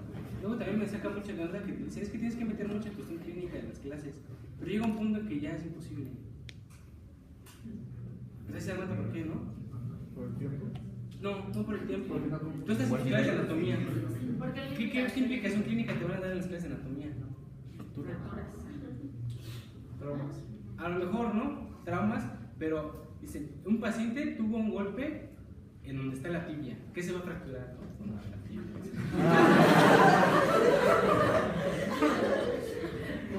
¿Están de acuerdo en eso? O sea, es una relación clínica en el aspecto en que nada más tienes que saber dónde están las estructuras. O sea, sí están de acuerdo en esa situación, ¿no? O por ejemplo, luego te sacan el parrafote así en el examen de bioquímica. Dicen, es un paciente que tiene galactosemia y tiene toda la... Te avientan el chorote de toda la demostración clínica. Para que la pregunta sea, ¿cuál es la enzima que está deficiente? No hay ninguna relación. Puedes omitir el párrafo, puedes omitirlo. Y seguir tu vida. Sí, por completo lo puedes omitir y contestarlo bien, o leerlo, y si no te sabes la enzima la vas a tener mal. O sea, ¿dónde está la relación clínica ahí? De hecho, en un examen de neuro que nos pasaron como 3 semestres atrás para estudiar, estábamos leyendo y empezamos a leer así, paciente femenina que llega Pero es un párrafo así que gigante, como de 10 y al final dice, ¿qué es hemiplegia? Nos quedamos así de... Sí, o sea, es difícil, ¿estoy de acuerdo? Y por eso yo soy partidario 100% del sistema modular. Aunque digan que es bien chafa. O sea, que te den... Y que te manden al hospital aunque no sepas nada de medicina. Porque ¿qué creen? Cuando lleguen al internado, ¿qué creen? Ya se les olvidó todo. Es como si no hubieran llevado nada. Bueno, no, lo estoy exagerando, ¿no?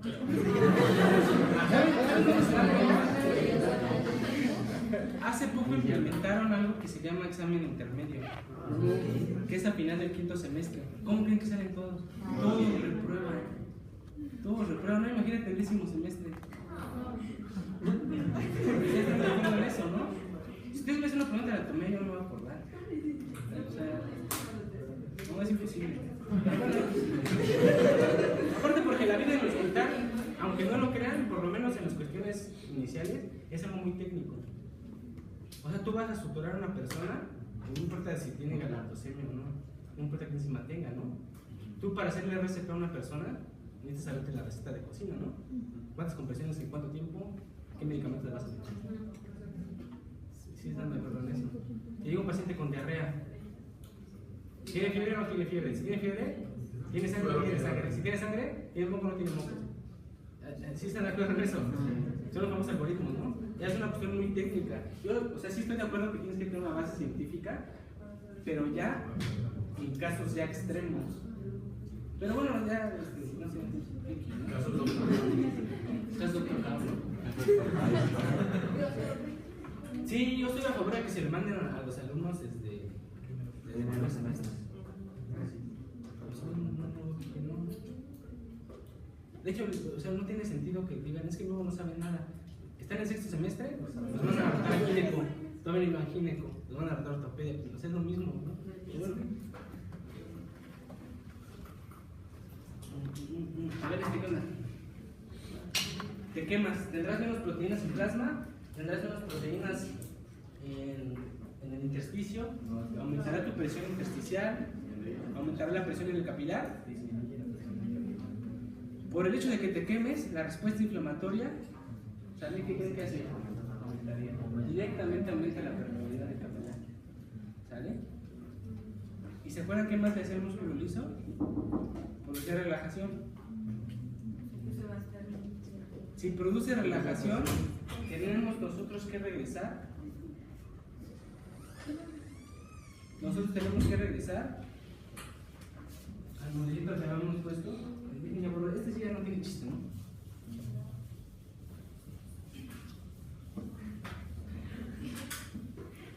¿Alguien tiene una explicación convincente de por qué nuestra carrera dura 7 años y en otras escuelas dura 6? No, sí, tampoco una explicación ahí.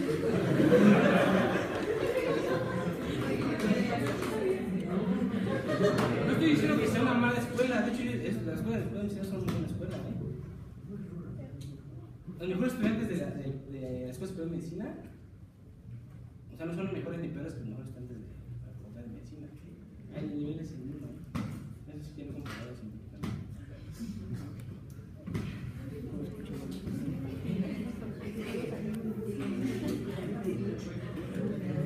¿Se dan cuenta cuando llegan al internado ya se nos mezclan en todas las escuelas? Pues es lo mismo, ¿no? Todos se quedan.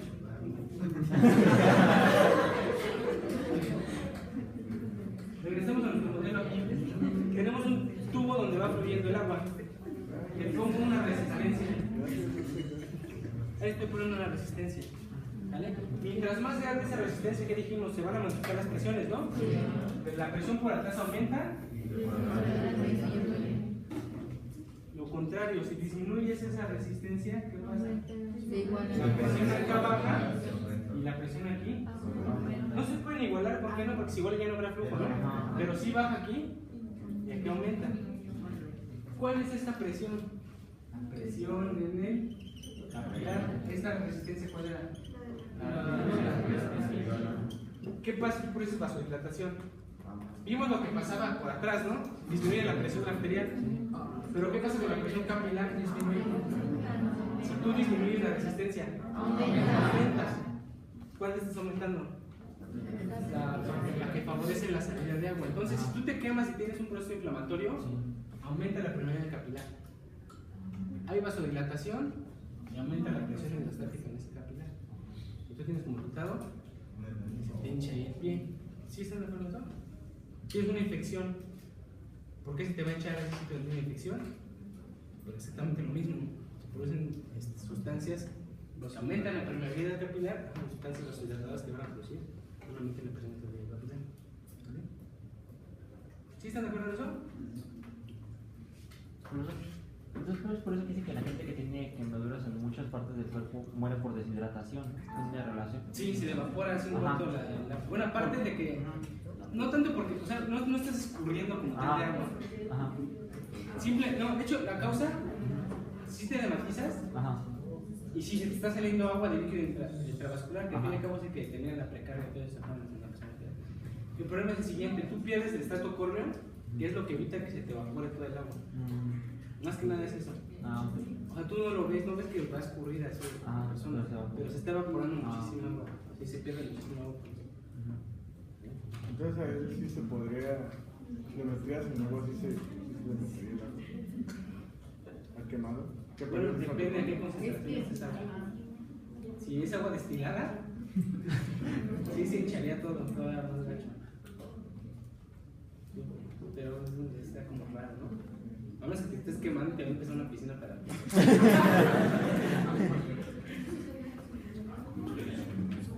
A ver, vámonos con este, que también es relativamente sencillo. ¿Qué dijimos que pasaba ahí? Trombosis. Ok, una trombosis venosa, en términos vulgares se refiere a una obstrucción en la vena por un coágulo, ¿no? ¿Por qué se te va a hinchar la pierna? Porque está permitiendo el fluido de la mano. Es el mismo mecanismo que acabamos de ver, pero ya estamos metiendo ahí una resistencia, digamos, si lo quieren ver así como artificial. O sea, tenemos arteriola, ¿no? Con el músculo liso. Luego tenemos capilar. Y luego tenemos la vena. La resistencia que nosotros estábamos analizando es esta de aquí. La presión que nos interesa en este momento es la presión que se encuentra en el capilar. Acá será la presión arterial. Vimos cómo se modifican estas presiones si tú modificas esta resistencia. Y tú aumentas la resistencia en las arteriolas, ¿qué le pasa a esta? Disminuye. Tú tienes la resistencia en estas arteriolas aquí, aumenta, que es el caso anterior. Pero ¿qué pasa si tú artificialmente le metes una resistencia de este lado? ¿Cómo puede ser eso? Ahora, ¿dónde va a aumentar la resistencia? Exactamente lo mismo, todo por atrás. Ahora, ¿qué está atrás? Si te obstruye una vena, estás aumentando la resistencia en ese sitio. Aumenta la presión por detrás. Y si están atrás los capilares, ¿qué le pasa a la presión por detrás? Aumenta también. ¿Sale? Entonces, te pincha la pierna porque tienes aumentada ahí. La presión no está en los capilares porque hay una obstrucción precisamente en las venas. ¿Sale? ¿Por qué a las mujeres embarazadas se les hincha muy fácilmente las piernas? No son muchas causas, pero ahorita la que pensamos cuál es. El útero ahí, chavo, que tiene esta presionando la vena cava inferior.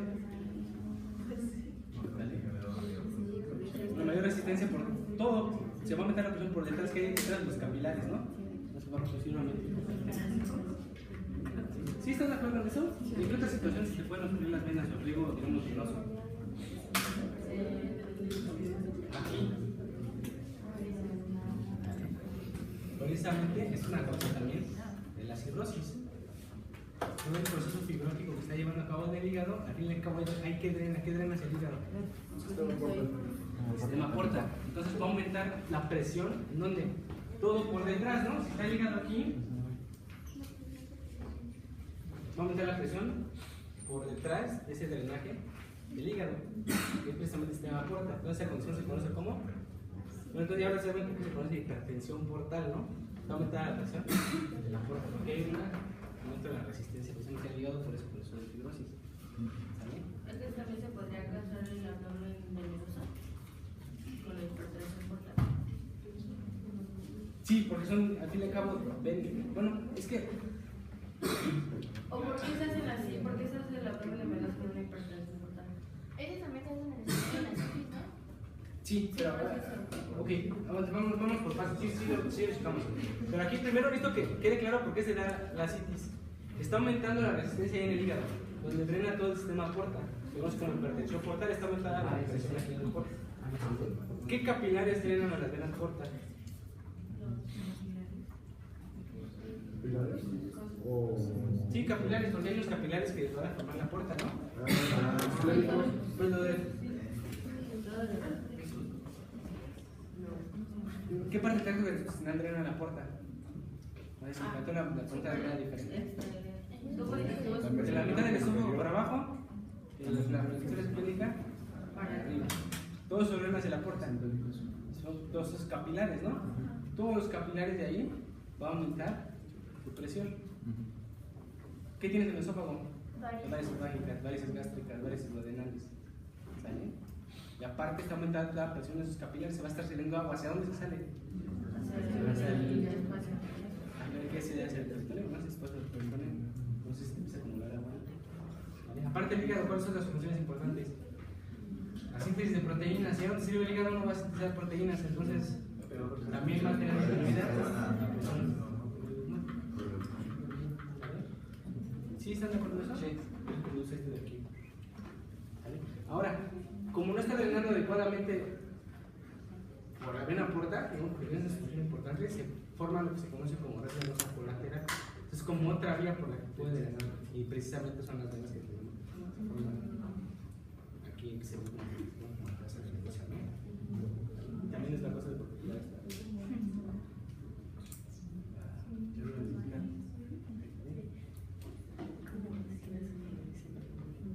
¿Dudas hasta aquí? Ahora uno que tal vez sí requiera mayor integración de lo que ya hemos visto. Esto es un edema característico de insuficiencia cardíaca. ¿Qué es lo que está modificado de estas fuerzas externas?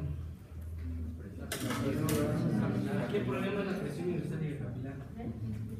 ¿Por qué aumenta la presión hidrostática capilar en los capilares sistémicos? Porque uno me decía que era una insuficiencia cardíaca y por ejemplo si es de la aurícula derecha aumentaría todo por detrás, o sea todo el sistema venoso.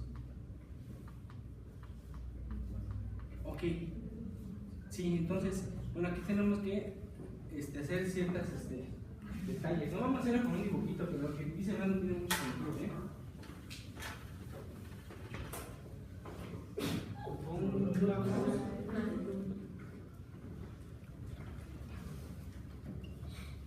Esto parece ser otra vez el corazón, ¿no? ¿Sí están de acuerdo en eso? ¿Vale? ¿A dónde va a drenar la circulación sistémica? A la aurícula derecha, ¿no? ¿Sí están de acuerdo en eso? Tiene que llegar. Ahora, esta sangre pasa de aquí al ventrículo derecho y de ahí a las venas pulmonares. ¿Sí están de acuerdo en eso? ¿Vale? ¿Cómo lo vemos para que no sea tan complicado esto?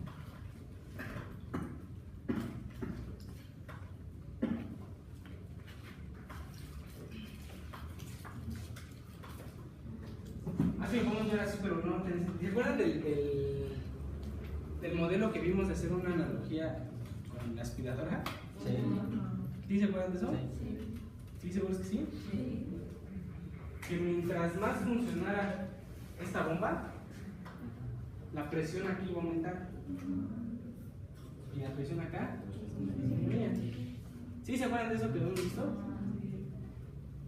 O sea, mientras más rápido bombee el ventrículo derecho a la sangre, la presión en la vena pulmonar aumenta y la presión por detrás en la aurícula derecha disminuye. ¿Sí están de acuerdo en eso? Todo lo contrario. ¿Qué pasa si disminuye la velocidad con la que está saliendo sangre del ventrículo derecho? Disminuye la presión aquí, aumenta la presión, todo por detrás. ¿Sale? Entonces, si ustedes se van a buscar en sus libros definiciones de insuficiencia cardíaca, les van a mencionar que es una condición en las cuales el trabajo del ventrículo no es necesario, digamos, para mandar la sangre de manera eficiente, y que se caracteriza porque aumenta la presión todo por detrás de donde esté la falla. ¿Sale? O sea, por ejemplo, si aquí la falla es el ventrículo derecho, ¿qué es lo que va a ocurrir?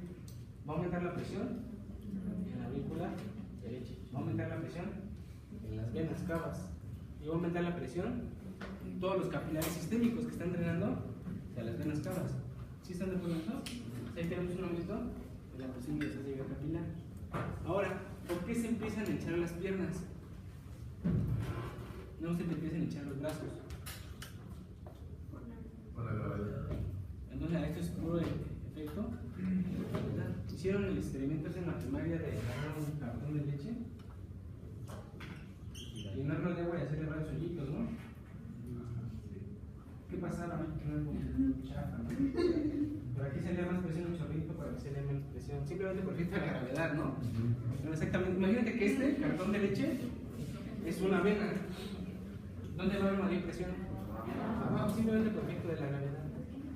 Entonces, mientras más abajo esté, todavía va a aumentar más la presión de esa vía capilar. Entonces ahí es donde se va a ver favorecida el edema. De hecho, no es necesario que te falle el corazón. Estás parado mucho tiempo, después de un rato se te van a hinchar las piernas. Por puro efecto de la gravedad. ¿Por qué se te hinchan? Te vienes a aumentar la presión de esa vía capilar en esos sitios. ¿Vale? Llegando a tu casa, ¿qué hace? Te aprietas y llevas las piernas, ¿no? ¿Sí están de acuerdo en eso? Sí. ¿Y por qué no se le ven tan hinchados los pies como las piernas? A esa persona en específico. Bueno, aquí también ya depende de las características de esa persona del cuerpo como tal. Mientras más laxo sea el espacio intersticial, más fácil se va a hinchar. Por eso, en las patologías de riñón, se hinchan primero los párpados, porque es tejido muy laxo. ¿Vale? En los pies, o sea, tenemos ahí casi puro hueso y lesiones y tendones. Es más difícil que se hinche de ahí.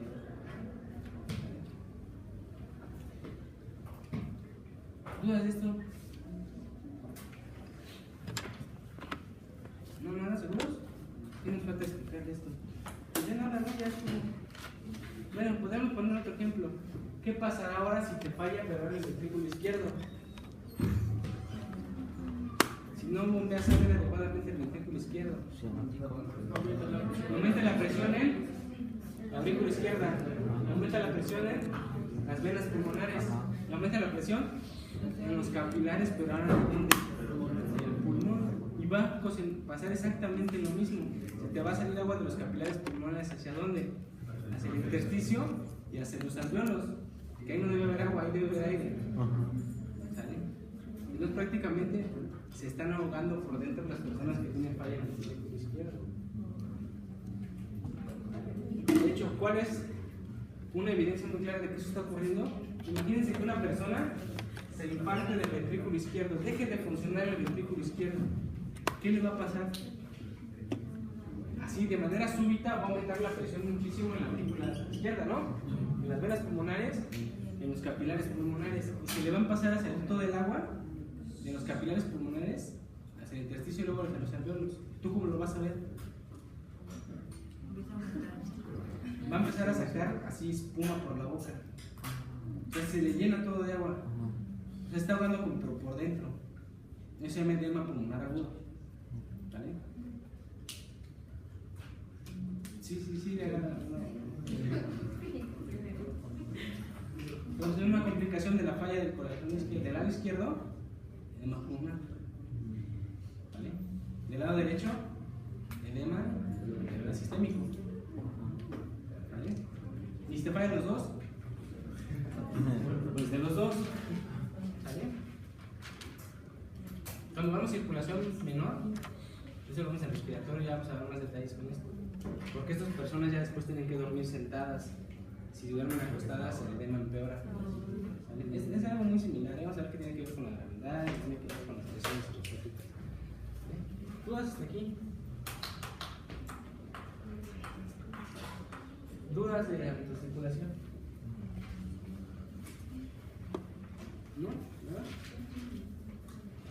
¿Qué nos falta de cardio? Venas, ¿no? De hecho, hasta podemos verlas ahorita. Es eso lo que estaba pensando. Ayer también vimos regulación de la presión como muy rápido, ¿no? No me quedé tan rápido, pero ¿qué creen? Que ya nada más tenemos lunes, martes, miércoles, jueves, viernes, martes y miércoles. Porque hay puentes la próxima semana.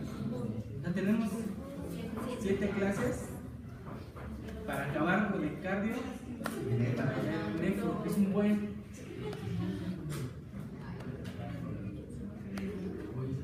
Bueno, vamos a ver qué se puede hacer con los venas. Vale.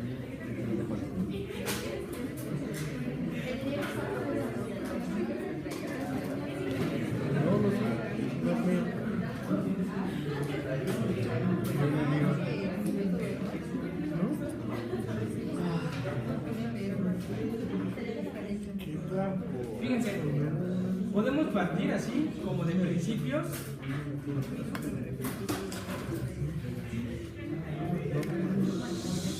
Características importantes de las venas. Y ya después lo demás va a tener mucho sentido. Esta que tal vez no tiene mucho sentido inicialmente. Las venas manejan una presión bajísima. Una presión muy baja. ¿Sí están de acuerdo en eso? No les duele nada. Ahora, ¿les dejé investigar alguna vez la distribución de la sangre en los diferentes sitios del sistema cardiovascular? Ustedes toparon con algo muy parecido a esto.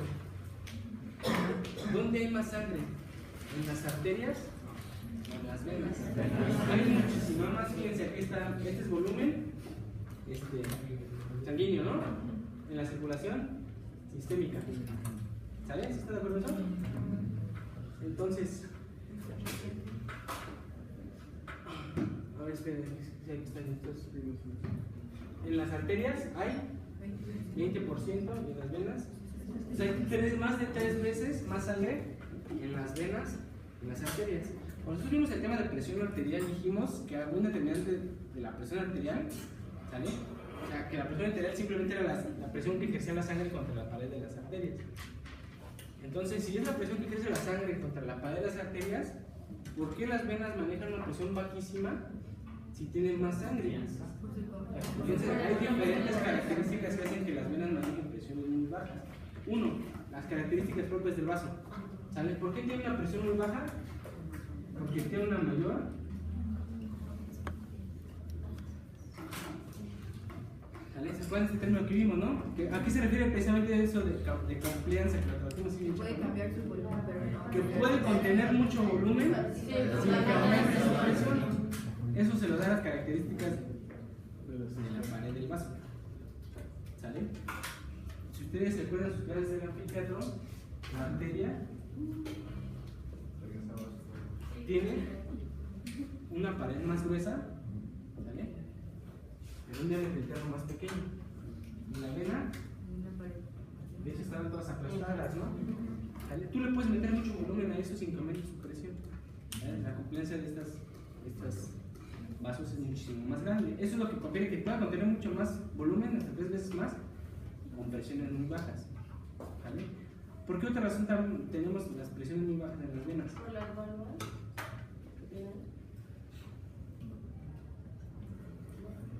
Ok, bueno, ahorita checamos eso con respecto a la presión hidrostática.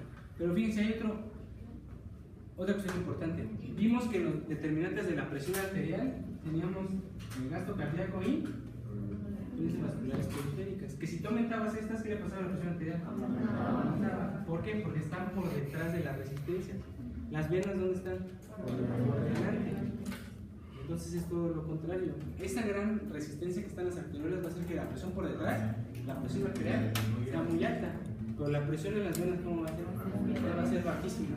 ¿Vale? Entonces, por mí podemos poner aquí, porque están delante de las arteriolas.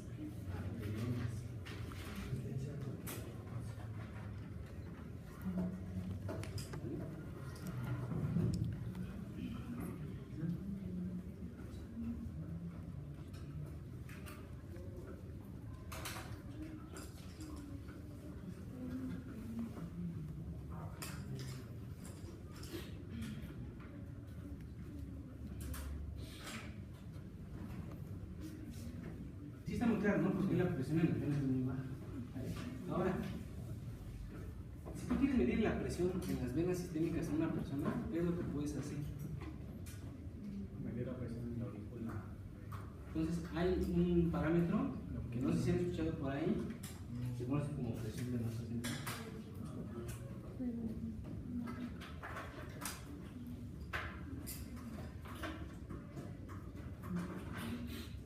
¿Qué te está diciendo esto de los libros de presión venosa central?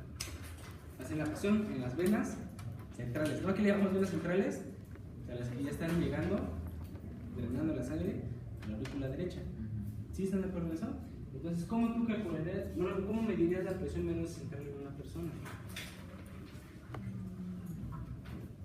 Ahora que si tú quieres medir la presión en un sitio, nada más basta con que metas un catéter, la punta de ese catéter está en ese sitio. Entonces, si tú quieres meterle un catéter que llegue a las venas justo antes de que lleguen a la aurícula derecha, ¿por dónde se tienes que meter? Se le puede meter por muchos sitios, pero el sitio más común se lo metas por la subclavia, que luego drena a la cava superior y de ahí a la aurícula derecha. Entonces tú agarras, le metes un catéter por la subclavia y se lo vas avanzando hasta que llegues a la aurícula derecha. ¿Cómo sabes que ya llegas a la aurícula derecha? Ah, puedes toparte con pared, pero bueno, no tanto porque tú Toparte con pared. ¿Qué creen? Que todavía lo podrías seguir avanzando a ventrículo. Lo podrás seguir avanzando a venas pulmonares. Y te vas a topar con pared hasta dónde? Hasta allá vasos pulmonares muy pequeños. ¿Sale? De hecho, ese es otro catéter que se llama el catéter Swan-Ganz, como ya se les dije antes. Ese cumple una función diferente. ¿Vale? Pero aquí nada más lo avanzas. Y bueno, aquí sí es como tanteo. Bueno, no tanto al tanteo ya. Ojo de buen juguete. Se mete una determinada longitud y lo mandas a que le haga una radiografía. Y ya se ve ahí el catéter donde está el transmite al corazón, ¿no? Ese está el chaparrón. Ahora, ¿cómo se lo metes? También hay varias técnicas, ¿no? Ya cuando llega al hospital, pues ustedes lo van a dejar que se lo hagan. Se puede meter por la subclave o se lo puede meter por la yugular. Al fin y al cabo las dos dan una cava superior. Se lo puedes meter así, digamos, como a ciegas, casi, todo el mundo le palpas ahí donde está, ya se lo clavas. O ya en sitios más nice, ya te mandan al que hace el ultrasonido. Ya te dice, ahí está, ya te dan corto, ¿no? Ya se juega con el ultrasonido de tiempo real, estás donde está la vena, ¿no? Y así evitas que le pinches el piques el pulmón, ¿no? Bueno, para ver cuando se llega a la aurícula derecha es por medio del ultrasonido del monitor, están monitorizando todo y van pasando. De hecho, la presión de la aurícula es una presión característica. Aunque, ¿qué creen? Que no varía mucho, ¿eh? Al fin y al cabo, como las venas están ya pegadas a la aurícula, la presión aquí es prácticamente la misma que la de acá. ¿Sale? Entonces tú no sabes si estás en la aurícula derecha o si estás en la vena acá abajo justo antes de entrar a la aurícula derecha. Pero bueno, independientemente de eso, tú una vez que pones tu catéter ahí, te va a estar dando el valor que se conoce como PVC. ¿Sale? Que a pesar de que se conoce como presión venosa central, generalmente la punta del catéter está en la aurícula derecha, pero como están pegados, la presión es la misma. ¿Sale? Ahora, ¿se acuerdan que nosotros llevamos visto? Vamos a regresar a esta exposición. ¿Qué es lo que hace que la sangre fluya desde el ventrículo izquierdo hacia la aurícula derecha? La diferencia de presión entre el ventrículo izquierdo y la aurícula derecha. ¿Sí están de acuerdo con eso? Y le dimos un valor a la aurícula derecha, que era un valor que era casi de 0. Ahora ya no le podemos dar, ya no lo podemos llevar a 0 porque precisamente tenemos que analizar esta presión. Pero sí es una presión muy baja. ¿Vale? ¿De cuánto es la presión? Esa que tenemos como presión de 2 centímetros. Vamos ahorita a redondearlo así, fíjense. Y esta se maneja generalmente, ya no se maneja en milímetros de mercurio, si no se escucha, en centímetros de agua. Entonces, de tarea ustedes me tienen que investigar cuál es el rango de presión venosa central normal y por qué se representa en centímetros de agua y no en milímetros de mercurio. El valor normal de presión venosa central, ¿por qué lo representa generalmente como centímetros de agua?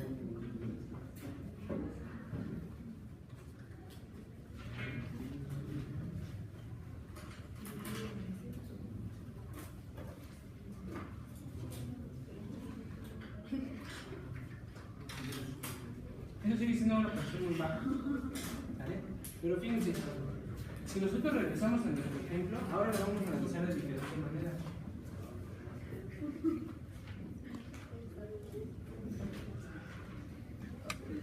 Se puede que no nos echen así, ¿no? Ahora ya metemos entonces aquí los capilares. ¿Vale? Y luego que sigue.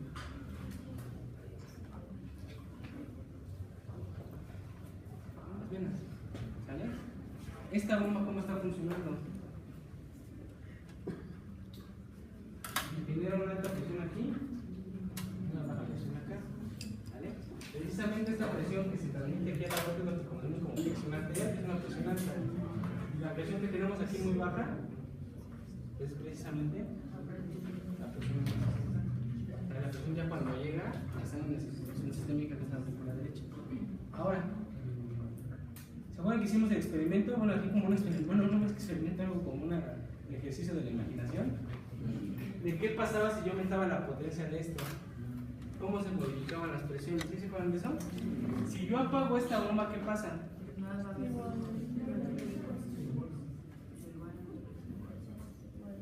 Se igualan las concentraciones, ¿no? Y ya no va a haber flujo de sangre en el circuito. ¿Vale? ¿Qué pasaría si ahorita te infartas y te deja de funcionar el ventrículo izquierdo? Es como si la apagaras ahí la bomba, ¿no? Si tú le mides a un muerto la presión en la aorta y en la aurícula derecha, es la misma, porque está apagado esto. Ahí vamos a imaginar que tú lo puedes resucitar, le prendes ahí, que empieza a trabajar el ventrículo izquierdo. ¿Qué es lo que va a pasar? La presión acá va a aumentar y la presión acá va a empezar a disminuir. ¿Sale? O sea, nuestro corazón trabaja tan eficientemente que nosotros tenemos una presión aquí arterial elevada y una presión acá venosa central muy baja. ¿Sí están de acuerdo en eso? Ahora nosotros tenemos que analizar qué es lo que te puede modificar la presión en las venas. ¿Por qué? ¿Está usted de acuerdo que si el flujo de sangre depende de la diferencia de presión, mientras más baja sea esta presión, digamos que la sangre va a llegar con mayor facilidad a la aurícula derecha. ¿Sí están de acuerdo en eso? Si aumentas la presión venosa central, disminuye esta diferencia de presión y el flujo hacia la aurícula derecha. Este flujo de sangre, esa llegada de sangre hacia la aurícula derecha, como proviene de las venas, se le conoce como retorno venoso. Entonces, cuando ustedes tienen retorno venoso, se imaginan automáticamente esta llegada de sangre hacia la aurícula derecha. Y va a estar determinada principalmente por la presión que se encuentra en ese sitio. ¿Okay? Ahora,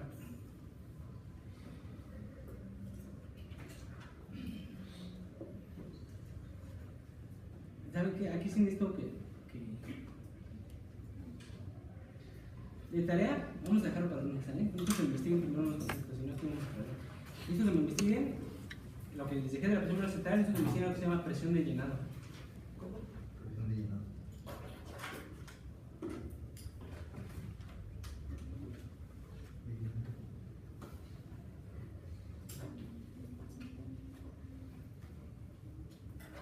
Necesito que me investiguen lo siguiente. Tú estás un domingo en tu casa, despiertas, no sé, a las 12 de la tarde y luego te quedas todavía más tiempo ahí y ya te vas levantando a eso de las 3 de la tarde, ¿no? Te levantas así rápido y te sientes así todo mareado. ¿Sí les ha pasado eso? Sí. O igual ahorita no están tanto tiempo acostados, ¿no? Se paran ahorita de golpe y se marean, pero después de un rato ya se alivian, ¿no? ¿Por qué pasa eso? Necesito que investiguen eso, ¿vale? Porque si te paras súbitamente de estar acostado o sentado, te mareas. De hecho, puede llegar a casos extremos que te den 5 pero te desmayas. Pero ¿por qué después de que es un rato mareado, ya te quita eso, no? Como si no.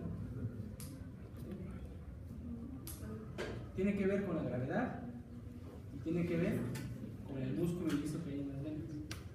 ¿Qué efecto tiene el sistema nervioso autónomo ahora sobre el músculo liso de las venas?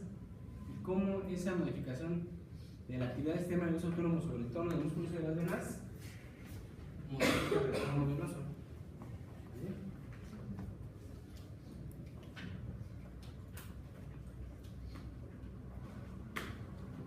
¿Qué efecto tiene la contracción muscular, principalmente de los miembros inferiores, de las extremidades inferiores, sobre el retorno venoso? La contracción muscular sobre el retorno venoso. Ajá.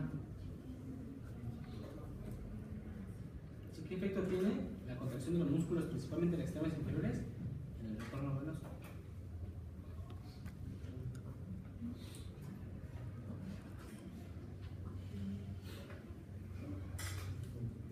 Y los vasoreceptores, pero ahora los vasoreceptores de baja presión. Son de baja presión porque están en sitios de baja presión, principalmente la aurícula derecha. ¿Y qué presión van a sensar?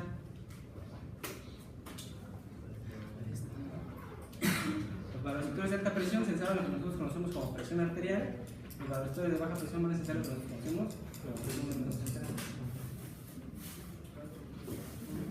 Si es que sí necesitan traer ya leído varias cosas, ¿no? Si no, no. Y empezamos. Continuó. Sí, porque esto de verga lo vemos yo creo en la mitad de la clase. ¿Sabes? Si no es que no. Hagan su temario, se leen, se estudian el primer tema de